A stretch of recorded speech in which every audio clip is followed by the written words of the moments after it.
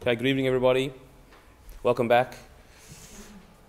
We're reaching tonight chapter 10 in Tanya, and in it we're going to go back to the very beginning of Tanya, because the very first word of Tanya is what gives the name Tanya to the book. The very first word of the very first chapter starts with the word Tanya.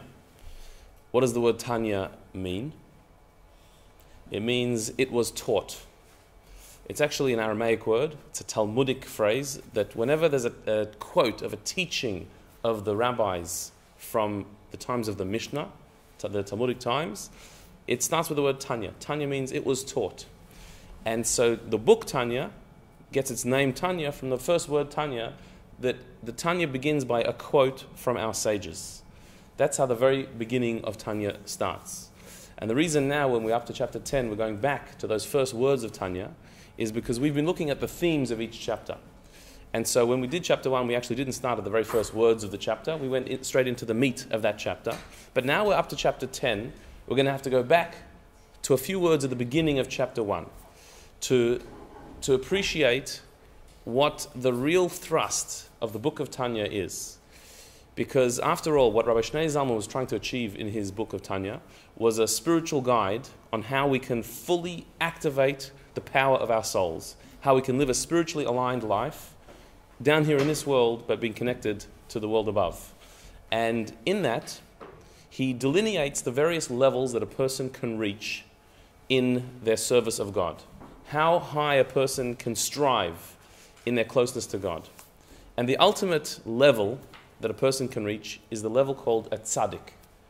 A tzaddik means a saint, a perfectly righteous person. The tzaddik is what we're supposed to strive for. But more than that, Tanya in its very first chapter, in its very first line, introduces much more than just striving to be a tzaddik, but actually introduces the idea that we have somewhat of an obligation to be a tzaddik, to be a saint. How do we see this? In the very first words of Tanya, it opens with the following quote. It has been taught, Tanya, it has been taught. The source of this is in the Talmud. The following. Every soul is made to swear before birth, be a tzaddik, and do not be a rasha. A tzaddik is a righteous person, a rasha a wicked person. Be a tzaddik, do not be a rasha. And even if the whole world tells you that you are a tzaddik, regard yourself as if you were a rasha. This is the oath that the Talmud says every soul is made to make before coming down into this world. As the soul is being chosen to make a journey down and to be born in the world, it faces the heavens and is made to make this oath that you will be a tzaddik and you will not be a rasha. And furthermore, even if everyone tells you you've got there and you're a tzaddik, you should see yourself as being a rasha. This is the oath that our soul makes before coming down into this world. Now this is a part of a discussion of the journey of the soul down into this world that the Talmud has. And this is a topic that is covered in several places in Talmudic and particularly in the Kabbalistic literature. The soul's journey down here into this world. And we're taught that the soul is generally quite reluctant to come down into the world, because the soul is coming down from a pristine, perfect place, a heavenly abode where it's close to God, no problems, no issues, no headaches, and nothing to worry about, and is being sent into a physical body, into a physical world with all of the issues that we have to face down here in this life. There is no real attraction for the soul to come down into this world. It's quite reluctant. And yet the soul is told that this is your mission. Your mission is to come down into the world and to face the various spiritual challenges that you will face in your lifetime. This is your mission. This is what you have to do. And in being told that, the soul is empowered with the energy, with the liveliness, with the life force, with the powers it needs to fulfill its mission. And this is what this exchange is about. That there's an exchange between some angel and the soul, where the angel administers an oath to the soul and says, you've got a promise, make an oath that you will be a tzaddik and you will not be a rasha. That when you come down into this world, the temptations of the world, you won't fall for them.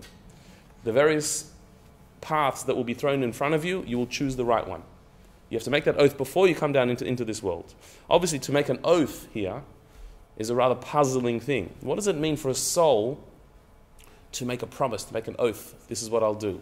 An oath is something that one does here in this world when there's the possibility of not keeping something. In order to make a real commitment, you have to make a promise. Whereas when you're a soul, before you come down into the world, what relevance does this oath have? Particularly considering the fact that who is the greatest impediment to the fulfillment of such an oath? Being a tzaddik. Who's going to stop you from being a tzaddik more than anyone else? Yourself? Which bit of you? Which part of you? The animal soul. Not here it's talking about the soul as it is in heaven, the divine self. Before it's entered into the animal soul and into the body, it's being made to make an oath that you're going to be a tzaddik. As far as your divine soul, which is the subject here, as far as the divine soul is concerned, of course I want to be a tzaddik. That's all the soul wants, to connect to God. It's the animal soul that's going to stop it.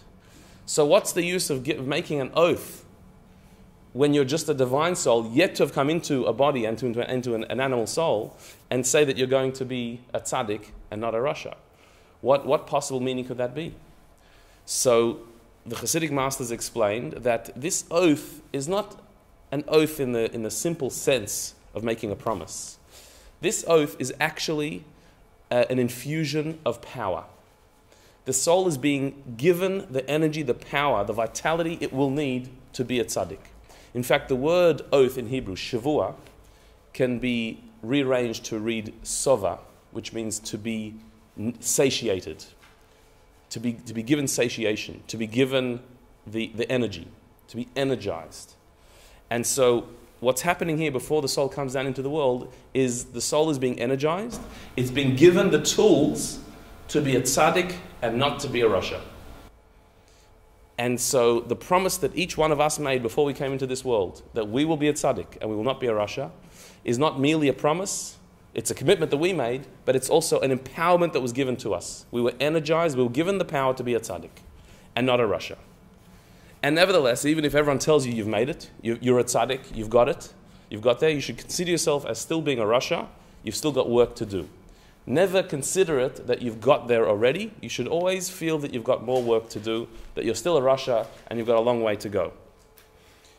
So this is the oath that that we make before we come down into this world, and this is the empowerment that our soul receives to be a tzaddik and not to be a rasha. Now, what the Tanya does after quoting this, and what we're going to do tonight as we enter into chapter 10, is to try and get clear what does it mean to be a tzaddik? What indeed is the definition of a tzaddik? What do you have to achieve? What do you have to do to have actually attained the level of tzaddik? And Tanya points out that there's the term tzaddik is used differently in different contexts. And so we have to be very careful in the definition of terms. For example, on Rosh Hashanah, we're told that everyone is judged as to their deeds from the past year, and people are put into three categories. The three categories people are judged into: either somebody is considered a tzaddik, or a rasha, the same two words, a righteous person or a wicked person, or a beinani. What are the three categories of tzaddik, rasha, and beinani? So the Talmud teaches that a tzaddik means somebody who has done mostly good.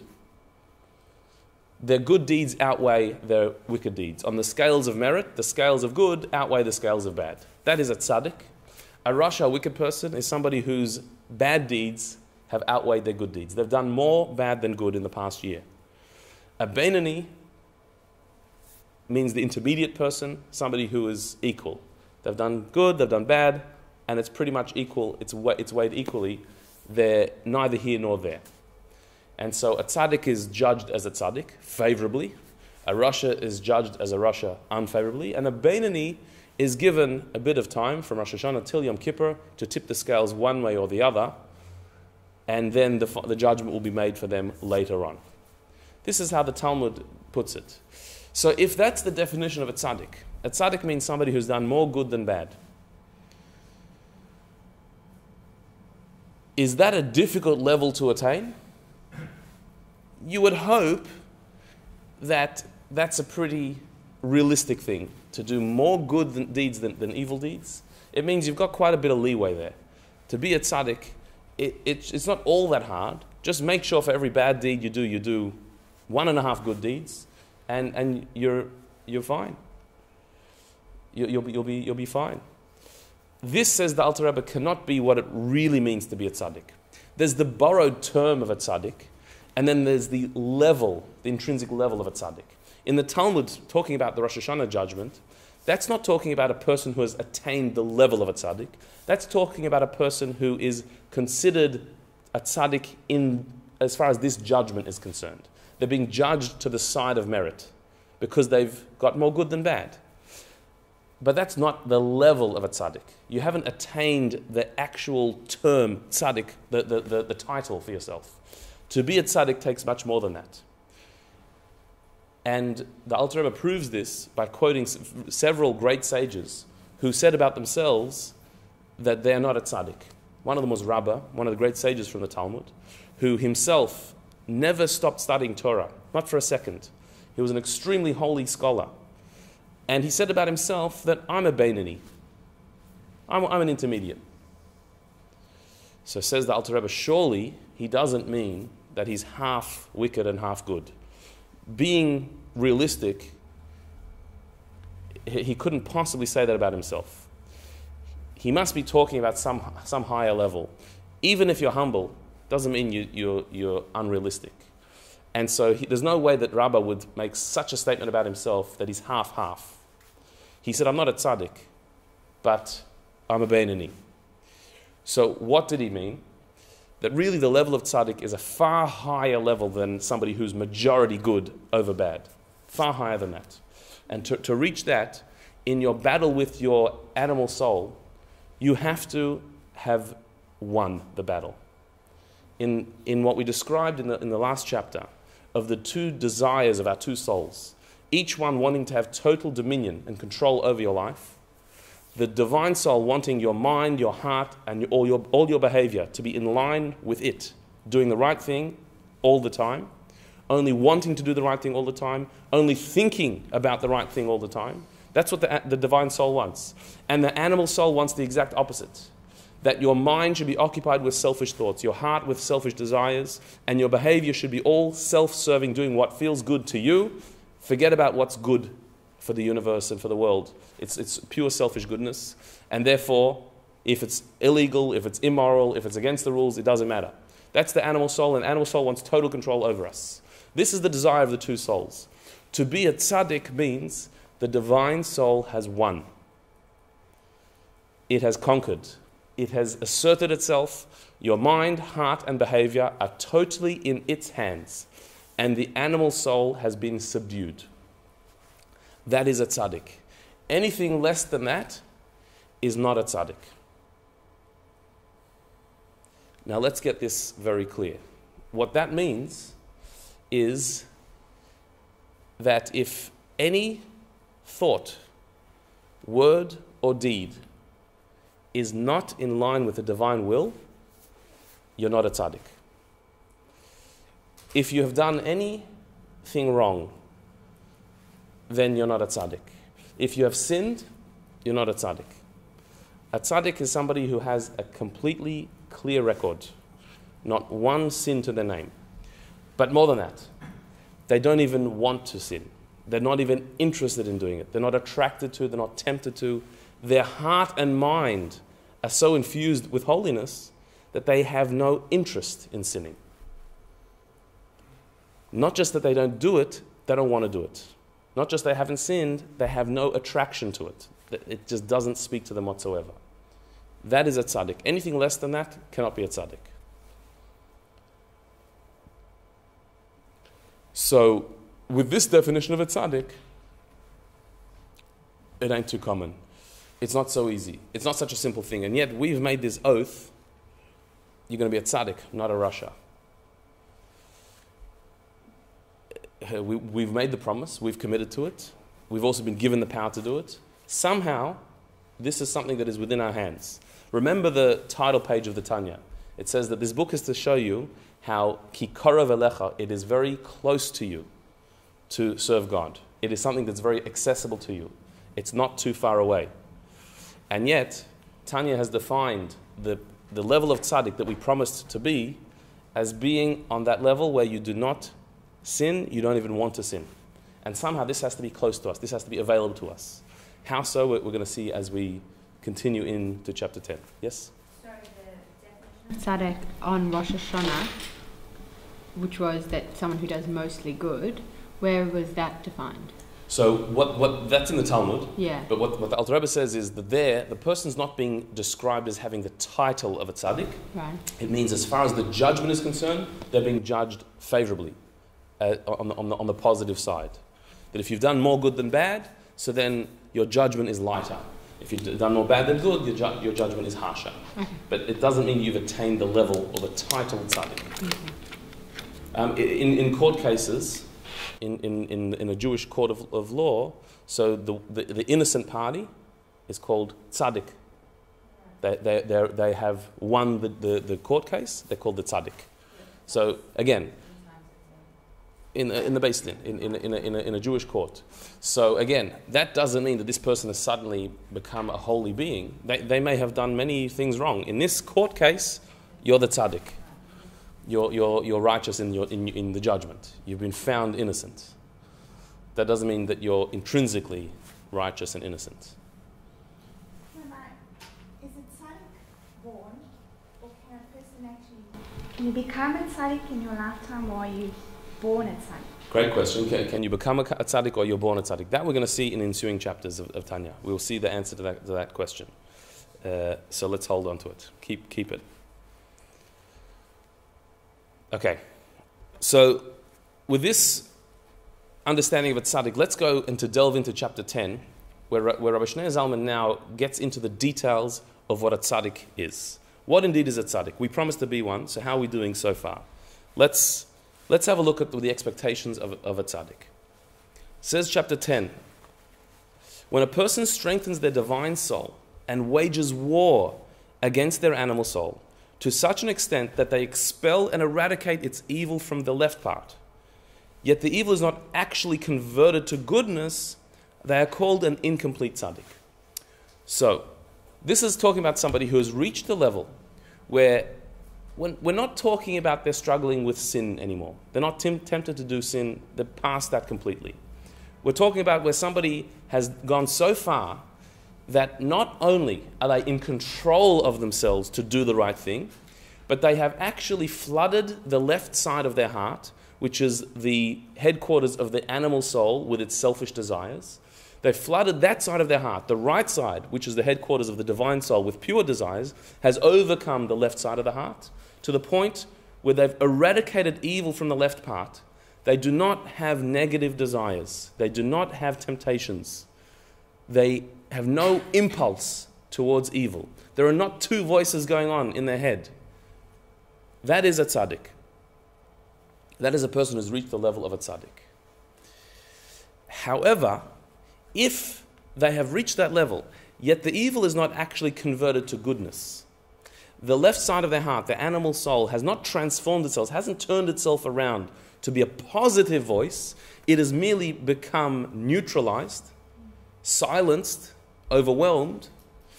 That is an incomplete tzaddik, not a complete tzaddik. To be a complete tzaddik, it's not enough that your desires are silenced.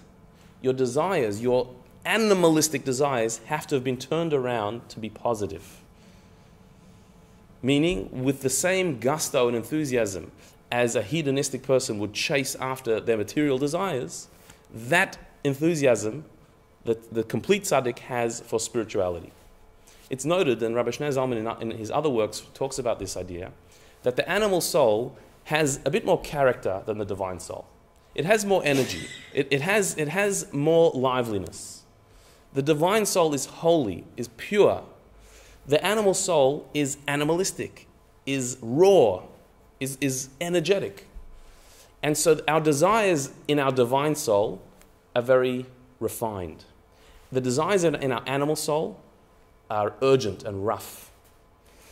And so somebody who aligns with their divine soul and ignores their animal soul would indeed be a very refined being, a person who does that which is right and who lives a very holy and upright life.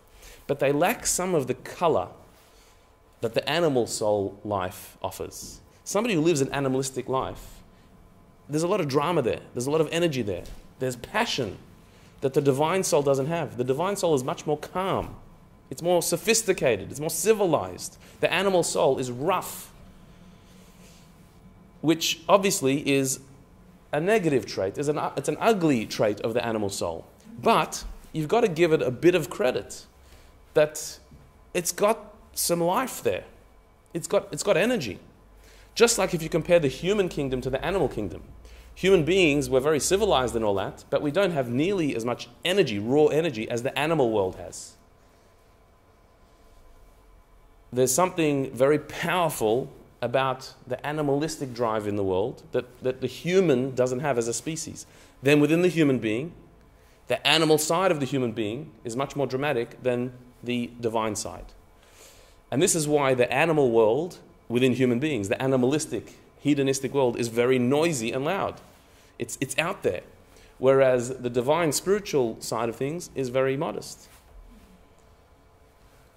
By its nature.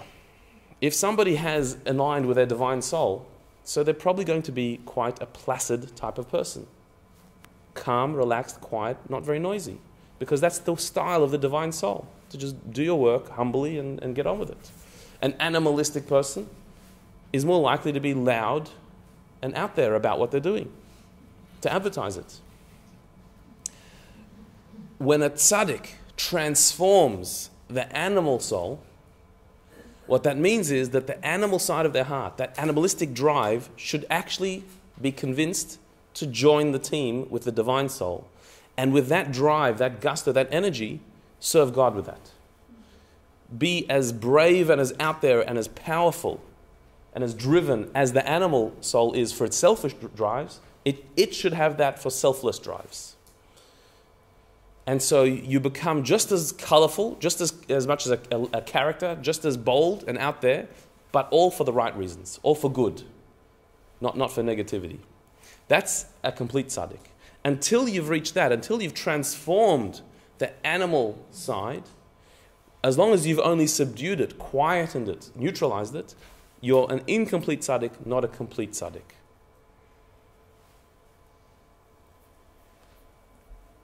So, what are we talking? Let's just be very clear. What will be the difference between a complete tzaddik and an incomplete tzaddik? Not in their actual behavior. What they do, both of them do the right thing all the time. They're always righteous. It's not even in their desires, because both of them only want to do the right thing all the time, have no negative desires. The question is only whether you've turned around your animalistic drives to support the divine soul, or you've just quietened them, shut them down. I think that King David is a good example of that,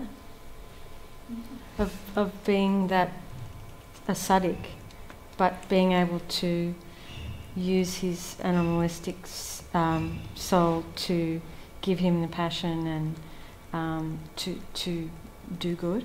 Yeah, that's an interesting example. King David is used as an example of somebody who was able to transform his evil desires for a positive spin. In fact, Tanya quotes what the Talmud says about him, that he fasted. King David fasted a lot. And by doing that, he actually was able to kill the animalistic drive, to neutralize it, and then to turn it around. And if you read the Psalms, when he talks about his enemies and the battles that he goes through, King David is describing the battle he had with his animal soul and how he was able to turn it around. So here Tanya is dividing between the complete tzaddik and the incomplete tzaddik. The incomplete tzaddik has not yet turned around their evil to goodness. Continue. That is to say, there still lingers in him a fragment of wickedness in the left part, except that it is subjugated and nullified by the good because of its minuteness. Meaning that there's so little evil left. It's so small, it's so insignificant, that it's nullified, it's subjugated, it's overwhelmed, it's outvoted. That there's a tiny little lingering of evil still in the left side of his heart, but because of its smallness, it's so insignificant that it doesn't actually play a role in his life. It's dormant. Hence, he imagines that he has driven it out and it has totally disappeared. Because it has no say. He doesn't feel it. There's no voice of evil in him. So it would seem to such a person who's an incomplete tzaddik, that the evil within them has totally disappeared. In truth, however, had all the evil in him entirely departed and disappeared, it would have been converted into actual goodness. The fact that he hasn't yet transformed that side of his heart means that it must have some footing. The evil does have some footing there still. It's quietened, it's silenced, it's not having any practical impact on him, but yet it's still there. This is a very subtle level that Rabbi Shneur Zalman here is describing. A level where evil exists, there's a presence, but it's so small that it's so minute, it's so insignificant that it doesn't have any say. So it's a little bit difficult to understand what he's actually talking about here. What does it mean on a practical level that evil exists in your heart, but it has no say whatsoever? How could that be really different to a complete tzaddik where evil has no existence? If on all practical levels the evil in the soul of the incomplete tzaddik has absolutely no influence on their life whatsoever, it has never heard, it never manifests itself in any way in their life, so then what is it? What makes it evil? What defines it? Who says it's there? If you have a part of your personality that has no revelation whatsoever, no impact whatsoever, can you really say that you have that? Can I say that I'm an extremely generous person? I don't actually give anything to anybody. I don't actually help anybody. I don't give my time to anyone. But I'm very generous. Just that generosity is deep in my heart, and it has no practical impact, but I'm still very generous. Would that have any meaning? Prove it. What indication is there that you're generous if it has no impact whatsoever? What is a trait? What is a character trait that has no manifestation, that never surfaces? What is it then? In the positive or the negative? How can you say that the incomplete tzaddik has evil?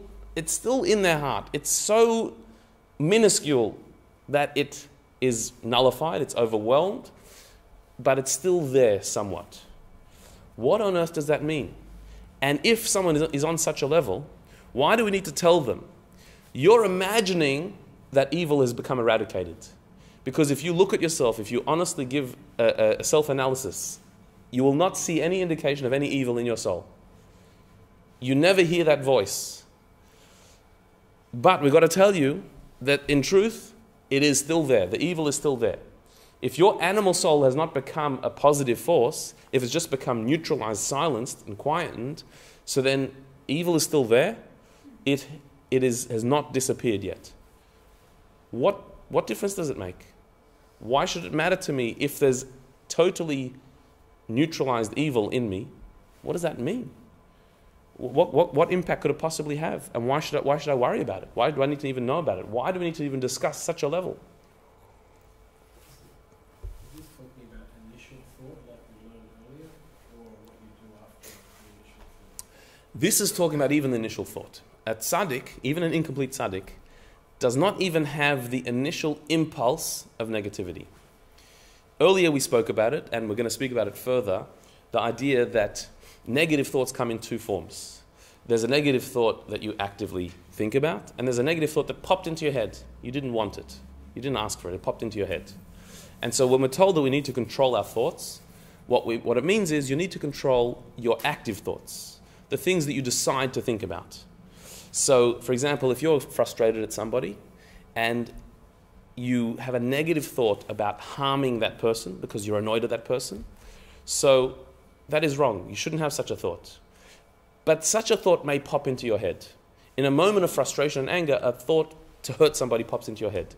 You don't have such control over that. You didn't want it. It just, the anger spurned a thought. But what you do have control over is the next thought. Do you entertain that? Do you start to plan how to hurt them? Do you visualize it and enjoy the thought of hurting another person? That's in your control, and that you have to put a stop to. A tzaddik doesn't have the original thought either. The original thought of popping up into their head, a negative thought, will not come to them at all. Because that original thought has to come from the left side of the heart. There has to be some negativity in your personality to even entertain an impulsive thought, a non-controlled thought of evil, of doing bad, of hurting somebody. For a tzaddik, even that doesn't come up. So when we say here that the negativity in the left side of the tzaddik's heart is so dormant that it has no impact, we're saying even an uncontrolled thought will not come to their head, a negative thought. So if that's how deep this tzaddik has reached, that they don't even have a negative thought, so then what is this evil? What existence does it have if it's not detectable? Well, if it's still there, then its nature is still to want to take over the body. So I guess it's a warning to say that it's not gone. It's just laying low until you slip up or it disguises itself well enough to begin the war again. Right. So obviously, you're right. It must be, just like we said in the oath that we took, we said that we're promising to be a tzaddik, not to be a rasha, and even if the whole world tells you you're a tzaddik, regard yourself as if you're a rasha. So this would apply to an incomplete tzaddik who, I'm a tzaddik. I know I'm a tzaddik. They're aware of being a tzaddik because on a practical level they don't do anything wrong. They don't feel like doing anything wrong. They're not tempted to. They have no negative impulses. But he's got to realize that dormant inside you there is still evil there. And so it could be re-aroused. It could awaken itself and assert itself somehow. You've got to keep watch of yourself. You've got to keep control of yourself. You've got to be careful. So even if everyone tells you you're a tzaddik, see yourself as a rasha, for him, means see yourself as still having some negativity existing in your soul that could arouse itself, that could awaken. Yeah, that's true. But how could it awaken? If it has no voice, so then how could it come to him?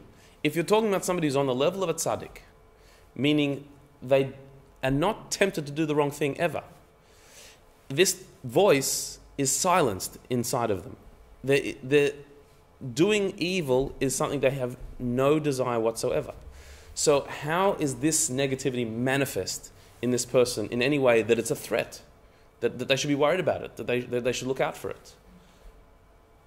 What could possibly go wrong for such a person?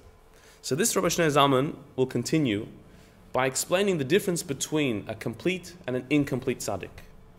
Both have total control over their animal soul. Neither do any evil.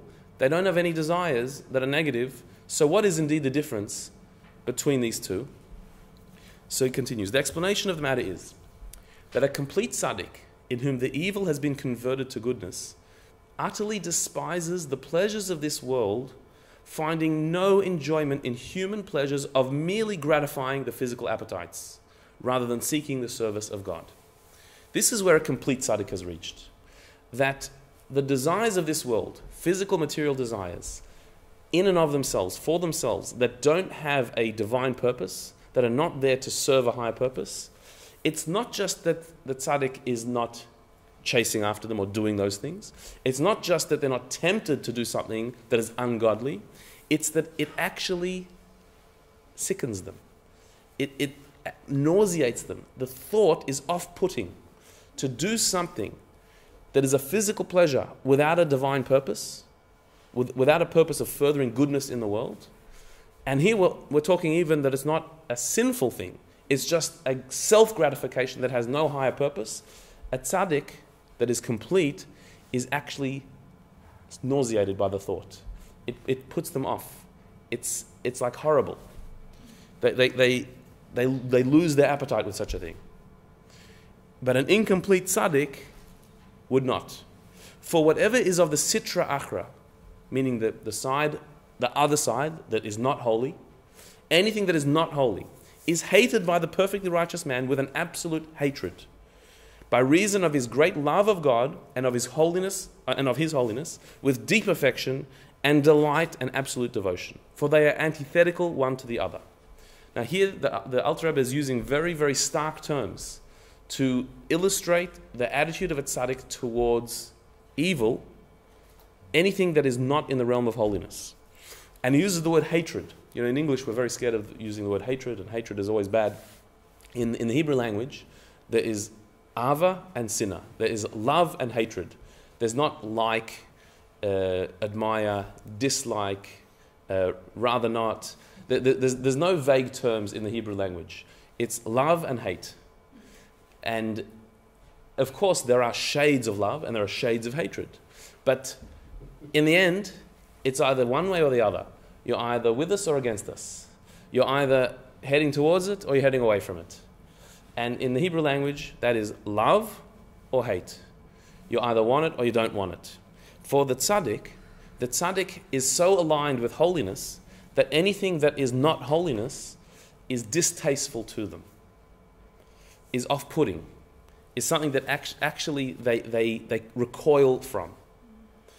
And this is due to the awesome and intense, all-encompassing love they have for God and for goodness that doesn't allow any room for any love for that which is not good. And therefore, what's left is a distaste for it. Because these two things are antithetical. Which means, if you sort of love God, and if you sort of like goodness, so then you sort of don't like evil.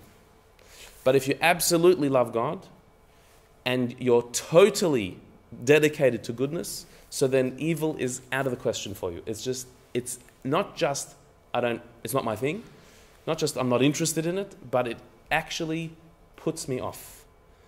I recoil from it. It actually, I'm sick from the thought. And so this is where a complete tzaddik is.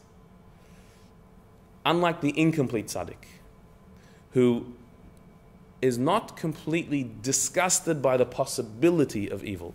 When we said earlier that evil still has somewhat of a presence in their heart, what that means is, not that they want to do it, not that they're tempted to do it, but it doesn't completely and totally disgust them. They're not completely off-put by the thought of it. They're not interested in it. They don't want it. But they're not quite as extreme in their distaste towards evil. That is the difference between a complete tzaddik and an incomplete tzaddik. What is someone that absolutely loves God but isn't off-put by evil? Is there such a person? Well, if we're talking about somebody who's on the level of a tzaddik. Okay. Are we only talking about people that are on At the moment we're talking about, someone who's level of a tzaddik. If you're not a tzaddik, so then this doesn't apply to you at all. Meaning, you're not even close to there. A tzaddik means somebody who, on the behavioral level, they're covered. They only do the right thing. On the emotional level, they're covered. They only want the right thing. They have no temptation to do the wrong thing in the first place. So, what's an incomplete tzaddik? It means that the doing of something selfish doesn't nauseate them. They don't want to do it. Just they're not totally nauseated by the idea. And a complete tzaddik, it's so far from them. It's like asking them to eat dirt off the floor. It's like inhuman. It's just not a healthy, normal thing to do. They're disgusted by the idea. That's how far they are from evil.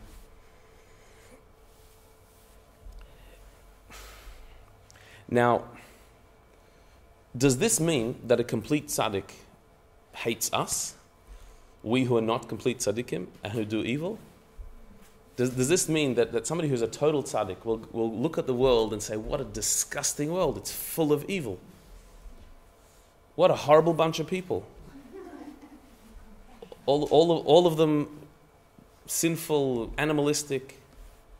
Is that how a tzaddik will be? I mean, if we're saying that a tzaddik is disgusted by evil, is that not what they will feel about the world and about the people around them? Is that what a tzaddik is?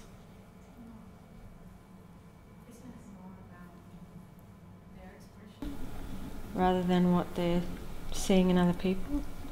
I mean, that's the way I understood it, in the sense that their own evil inclination was what disgusted them, which is something within their own person. Correct. So what we're talking about here is not the way that tzaddik looks at another person, but the way that tzaddik lives their life. That when the opportunity to do evil, or even not immoral evil, but a selfish act, when something selfish is presented to them, not only they're not tempted by it, but that disgusts them. Like it would be unnatural to do such a thing. But by extension, how does a tzaddik then look at a person who is not a tzaddik, who does have evil within them, who actually does evil, does the wrong thing sometimes? How would a tzaddik look at such a person if they are disgusted by evil?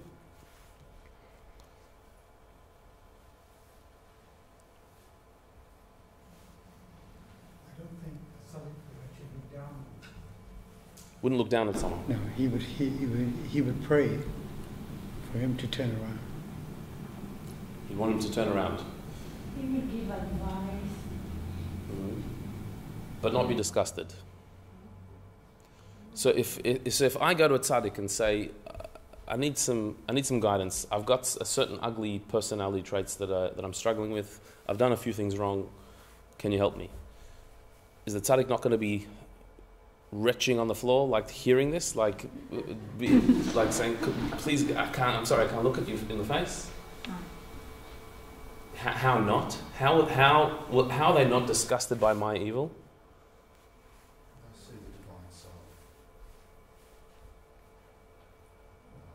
And they draw a distinction between what your potential is, who you are, and the actual action. Mm-hmm.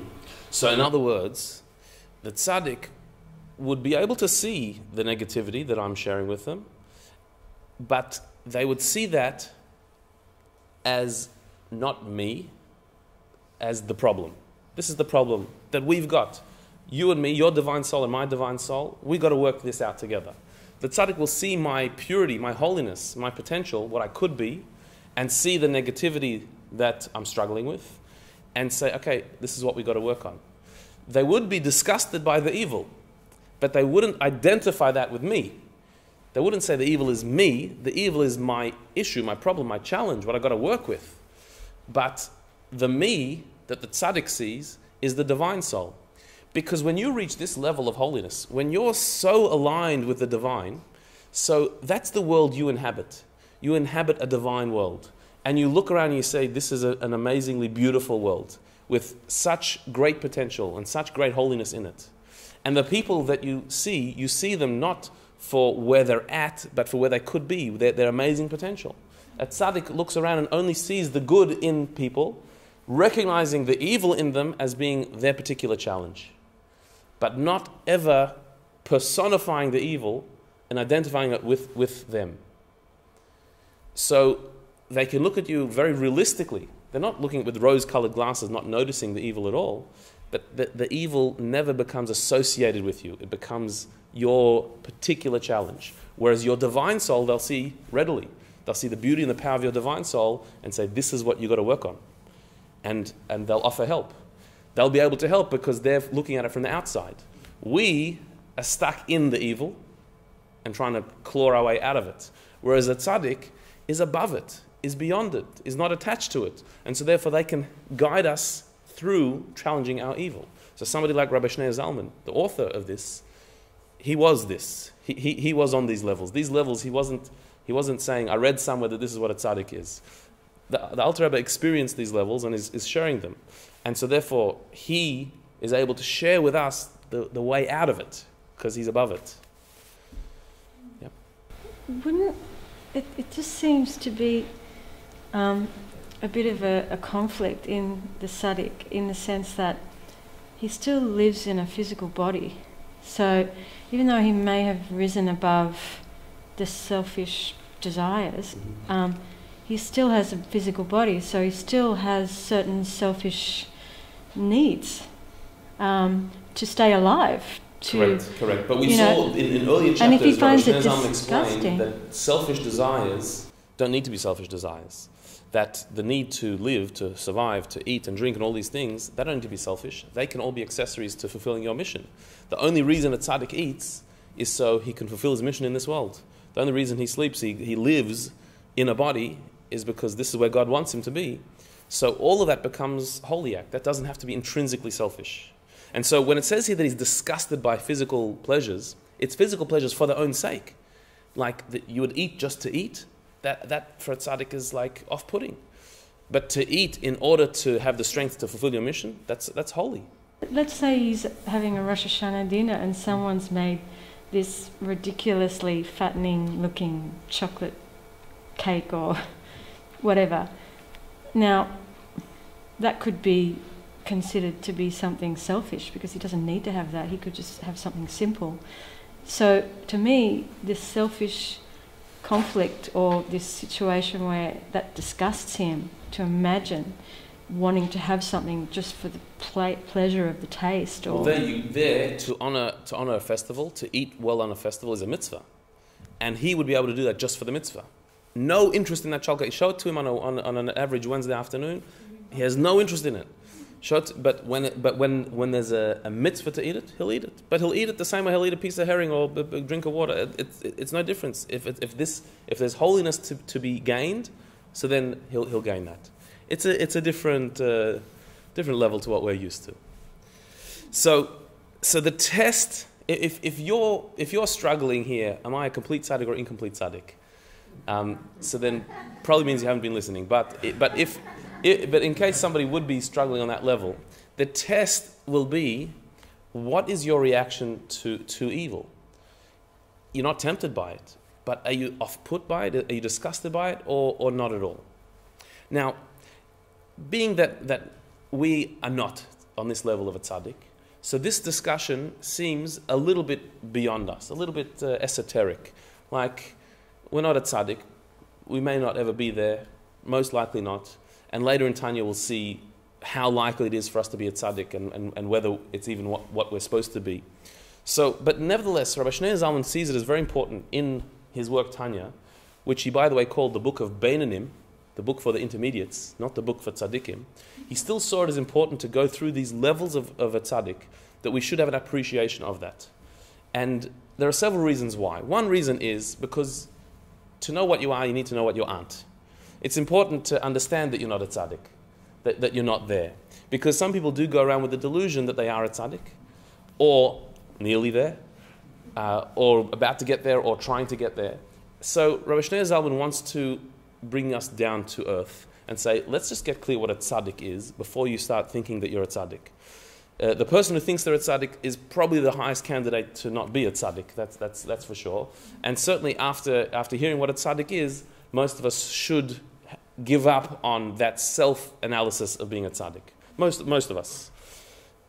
But that's not the only reason why Rabbi Shneur Zalman tells us about a tzaddik. It's not just to disappoint us that we're not there. It's also because even if we cannot be a tzaddik in totality, even if we cannot actually attain the title and the level of tzaddik, incomplete or complete tzaddik, maybe that's true on a general level, but on a specific level, there are areas in our life, in our personality and character and service of God, where we can attain these levels of being a tzaddik. A tzaddik means somebody who's got it completely. But in our individual specific battles, there are certain areas where maybe you could be a tzaddik. And the question is, have you got there or not? Are you a complete tzaddik or an incomplete tzaddik? There may be a particular area of your life, a temptation that you struggle with, that at a certain point you're a rasha. You're wicked, meaning you do the wrong thing. But there comes a time when you battle with that, you fight it, You conquer it, you stop doing that, you stop following that bad path, and you become what's called a Beinani, which we'll see means that you stop doing it. You may be still tempted to, but you don't do it. You hold yourself back. But then you can graduate from there, that there's just in this particular area, there's one Yetzer Hara, there's one evil inclination, there's one temptation that you have, there's one weakness that you used to engage in. You stop doing it, but you were tempted to. You get to the stage where you're not tempted anymore, where you're actually above it, where that does not haunt you anymore. It doesn't worry you. You're not stuck there anymore. That's where you've become a tzaddik in that particular area. You're not a tzaddik in other areas. You've got other temptations that you still fail in. And there are other things that you're still struggling with. But this one you're not struggling with anymore. This one you're above and beyond.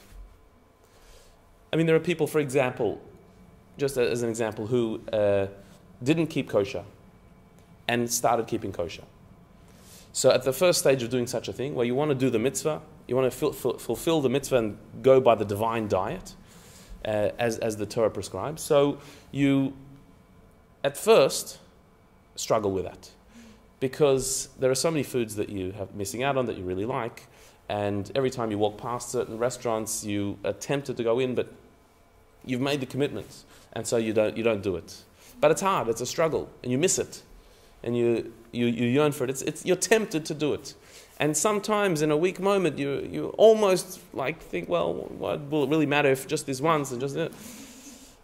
So you're still struggling with it. But after a while, when this becomes your life, when you internalize it, and it becomes really you, so then the temptation falls away.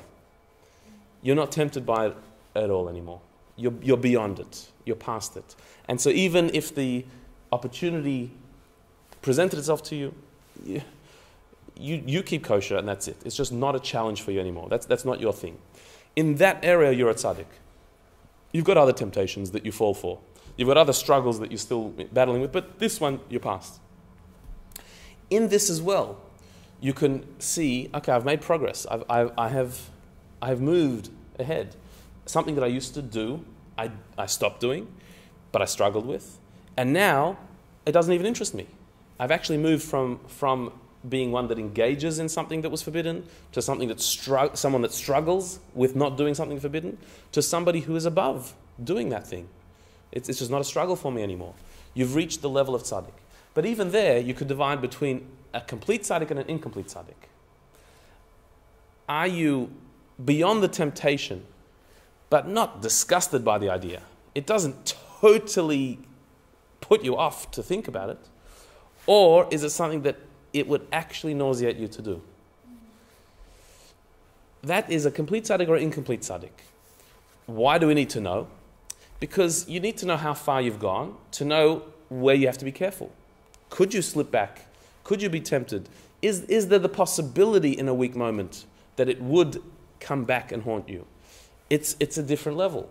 And so, even if you're not a tzaddik in everything, but the areas where you are a tzaddik, there's still levels you can go. You can go even higher. You can become a complete tzaddik.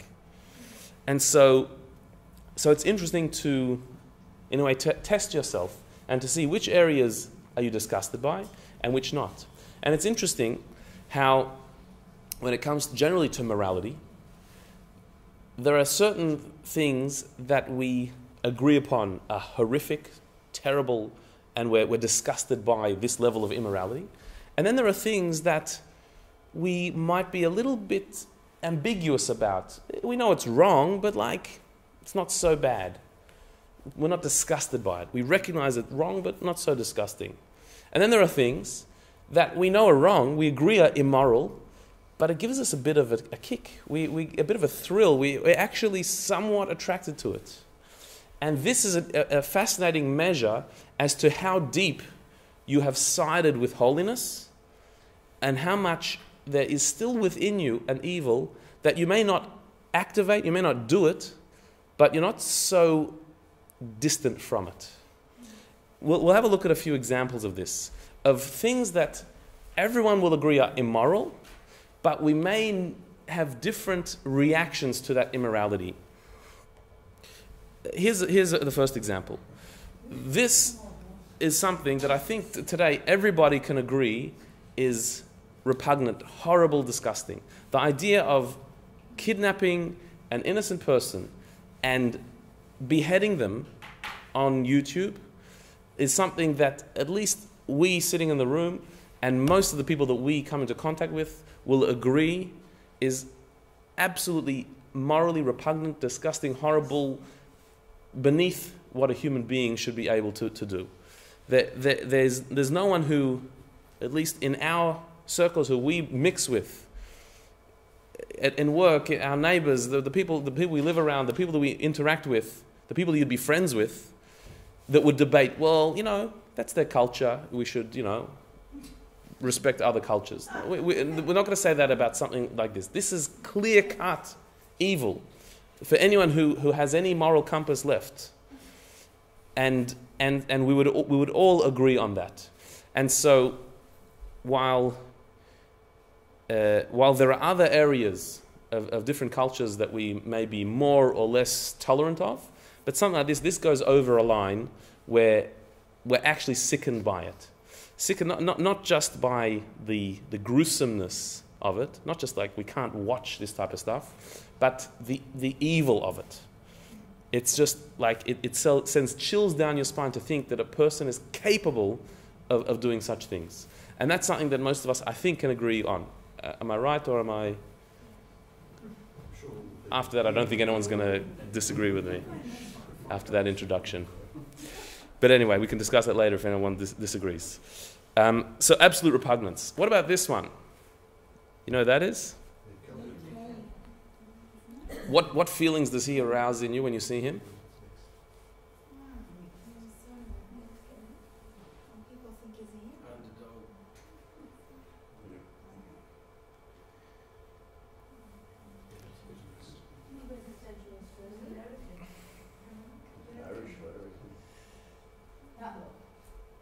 So, I mean, he was a bushranger. He killed people in pretty gruesome ways. Is that agreed upon, or like that's immoral to kill people? More or less agreed upon. That's not the right thing to do. But yet, somehow, compared to our fellow over here, the repugnance that we feel for that is pretty clear-cut and strong. For Ned Kelly, it's like not quite as. I mean, for the families of the people he killed, like he's just like any other murderer. It's no different. And yet somehow there's a different feeling to him. This is a quote from Wikipedia. Just the very beginning of the entry about Ned Kelly. Edward Ned Kelly, born on December 1854 and died on 11th of November 1880. So tomorrow is his yahrzeit. Was an Australian bushranger of. No. He was an Australian bushranger of Irish descent. His legacy is controversial. Some consider him to be a murderous villain, while others view him as a folk hero and Australia's equivalent of Robin Hood. This is just the first sentence of defining Ned Kelly, a murderous villain. It's not that others say, no, he didn't murder anyone. He was a babysitter, and he was like a lovely person. No, everyone agrees that he murdered people, but is he a folk hero, and is he like a Robin Hood? Robin Hood who stole from the rich and gave to the poor, who is actually, by the way, another example of something that is immoral. Stealing is immoral. But when there's a justification for it, it's from the rich to the poor, so somehow then we have a softer view of it. So we soften our view of Ned Kelly as well, that maybe he was one of these people who stood up to the corrupt authorities, and there's other ways of defining his actions. So we're not so disgusted by his evil. Maybe it's further away, maybe it's less graphic, it wasn't on YouTube, but somehow that evil, our reaction is not so negative. Here's one more example. This is just a random story. This guy's name is Wolfgang Beltracchi. This is a picture of him in court last year in Cologne. And the picture on the inset is called The Red Picture with Horses, a painting supposedly by German expressionist Heinrich Campendonck, but it was forged by this guy, Beltracchi, and it sold at auction for $3.6 million in 2006. And this was one of many paintings that he forged, claimed them to be of great, well-known artists, and sold them at auction. And this guy made millions of dollars ripping people off through his forgeries of artwork. How do we feel about that?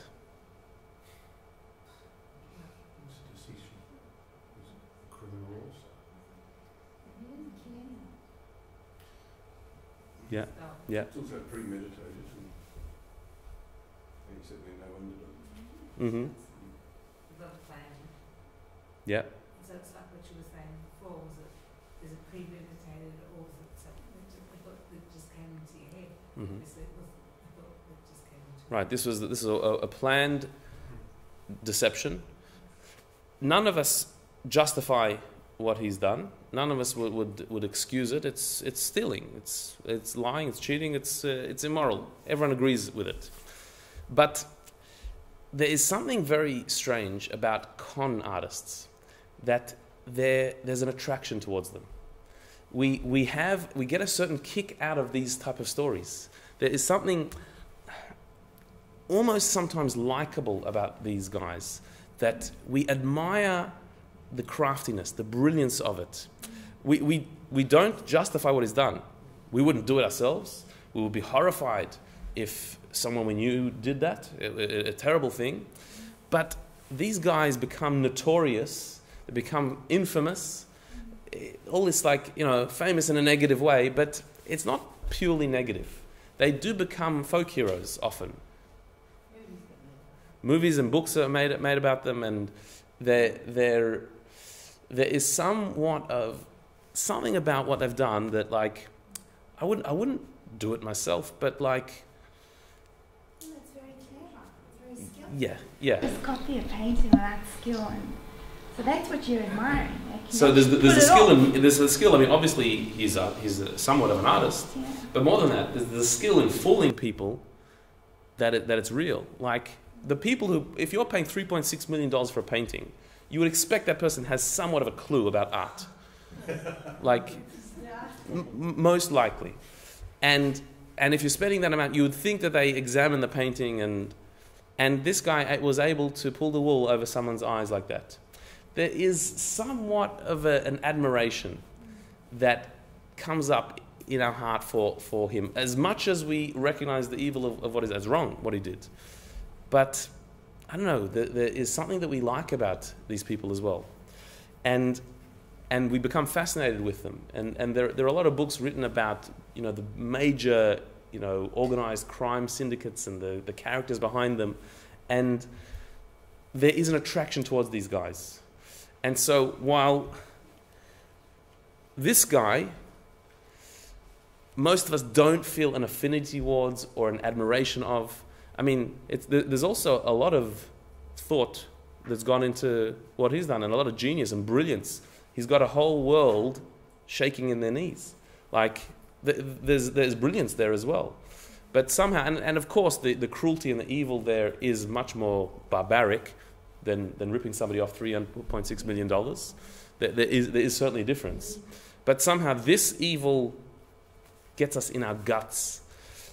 This one, we're a bit lighter towards. And this one we already, say it's wrong, but there's something that we almost admire in this type of evil. Now, that doesn't mean that we're capable of doing this. Most of us would not forge a painting and sell it for $3.5 million to an unknowing victim. Most of us wouldn't do that to that extent. But are we totally, completely out of the question of being anything like this? Is that something that's completely removed from our reality? Maybe not. Maybe if we're honest, we'd have to say that if you were able to make a quick buck, let's say the guy buying it for $3.6 million was a multi-billionaire. So $3.6 million actually meant nothing to that guy. And let's say you never told him that it was an original.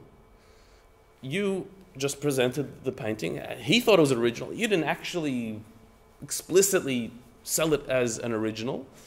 He just assumed it was. And what, you should ruin his excitement about this painting by telling him that you made it, etc., etc. Could it, with a few steps of justification, could it be totally out of the question that we would do something similar to this to make some money on the side? And including all that, not only is he a multi-billionaire, but he's a horrible guy. He has this coming to him. And etc., etc. Could you not paint the picture where you have somewhat of a possibility of doing what he did? That there is some affinity to it.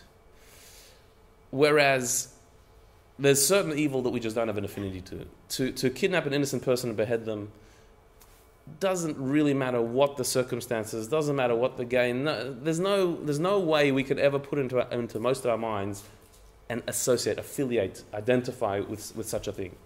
So if we don't identify with it at all, it can disgust us. If we do identify it on some even subtle level, so then we're not so disgusted by it, we're even somewhat attracted to it. Even if we'd never do it. Even if we're so honest that we'd never consider such a thing.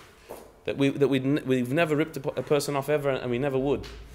But we're not so disgusted by it because it's not completely out of the realm of possibility in the depth of our soul.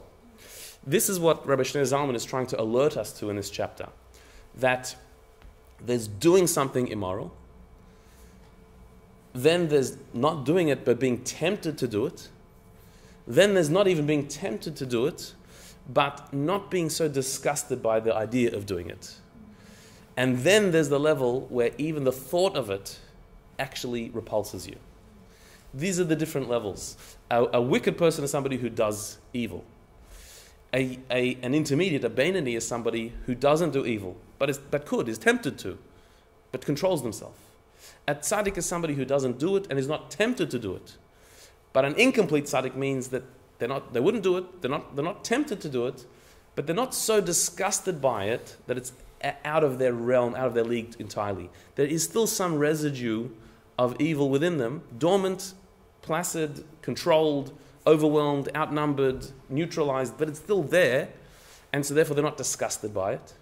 A complete tzaddik has so turned around their animal soul that the entertainment of a thought of doing evil, not just they should do it, the possibility of it, it's so disgusting, they're so far from it, that it actually nauseates them.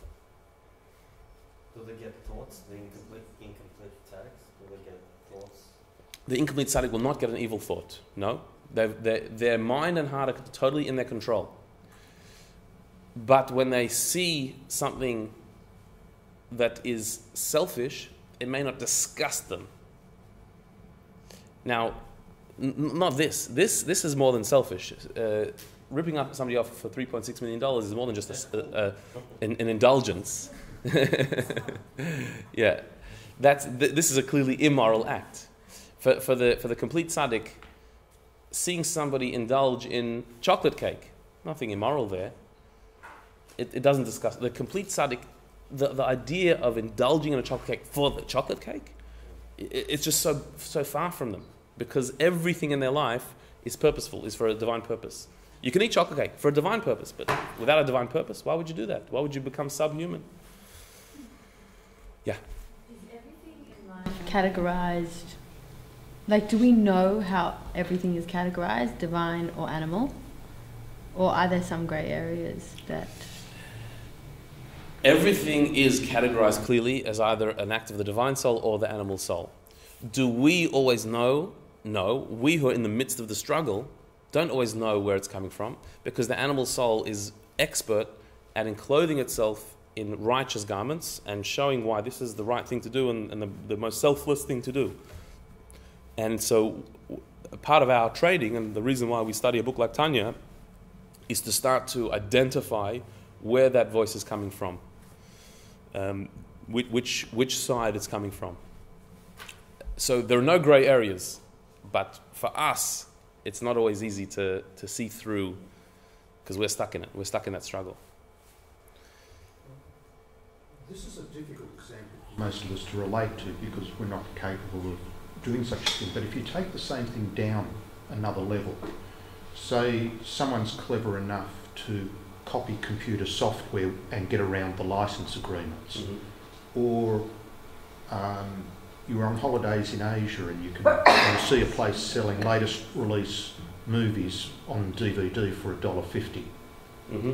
I mean, essentially you're also committing a financial theft in those cases. Correct. And then you ask people, would such a thing ever appeal to you? And I think you'd get a lot of people, if they were honest to themselves, saying, well, yeah, no, I probably picked up a DVD for $1.50. Correct. But the difference there is, that's very true. The difference there is that most of us will justify that, not recognize it as evil. This, we say, that's an evil act. But we're still not repulsed by it. And the reason is because on a subtle level we could do the same thing. But yeah, that's absolutely true. So just to conclude, Rabbi Shneur Zalman says, as long as the hatred and scorn of evil are not absolute, there must remain some vestige of love and pleasure in it. And the fouled garments have not entirely and absolutely been shed. Therefore, the evil has not actually been converted to goodness, since it still has some hold. In the incomplete tzaddik, because they're not so absolutely distasteful towards evil, it's because it hasn't totally been eradicated from their inner self. It's not manifest, but it's there, it's present, and therefore they haven't totally transformed into goodness. But with regard to the superior quality of the complete tzaddik, Rabbi Shimon ben Yochai said, I have seen elevated men, b'nei aliyah, and their numbers are few. Rabbi Shimon ben Yochai, the author of the Zohar, who was a visionary, he looked into the future generations, and he says, as far as b'nei aliyah, those who are elevated souls, the complete tzaddik, there are few. In all of history, there are few. They're scattered throughout history. There aren't many of them. The incomplete tzaddik, it says there could be thousands of them around. But a complete tzaddik, a handful. The reason for their title of elevated men, b'nei aliyah, is that they convert evil and make it ascend to holiness. They've actually elevated the negativity. So there's no negative left in their soul.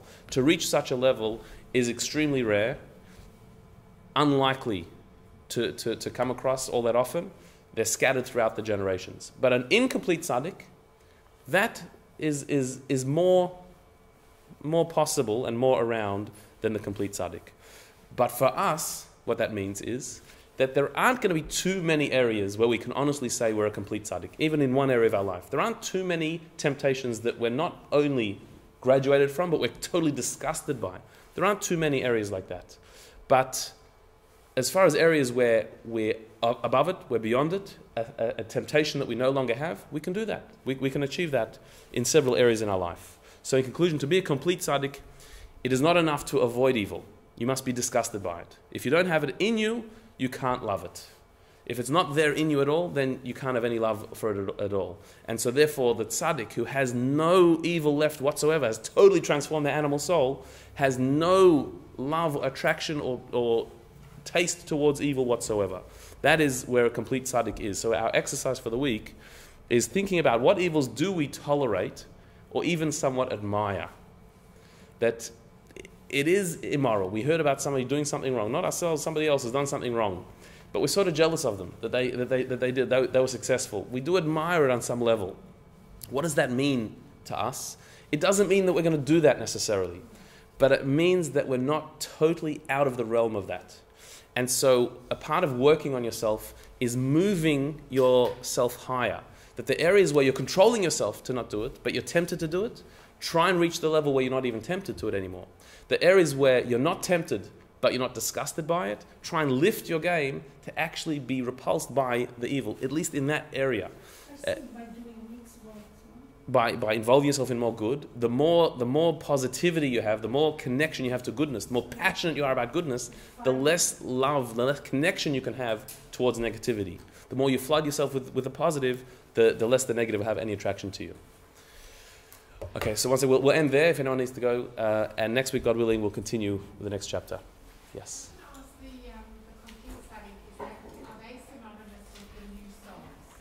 With new souls. Okay, we discussed at the beginning that there are new souls who come down into the world who weren't here before. Is that synonymous with a complete tzaddik? No, not necessarily. You can have somebody who's not a new soul, but who is a complete tzaddik. New souls, at least in this time of history, are even less frequent than complete tzaddikim. Because a new soul is somebody who's sent to bring something totally innovative to the world that hasn't been before. A complete tzaddik, not necessarily do they have to do that, but they've reached that level of holiness where they've completely eradicated evil. So it's two different criteria.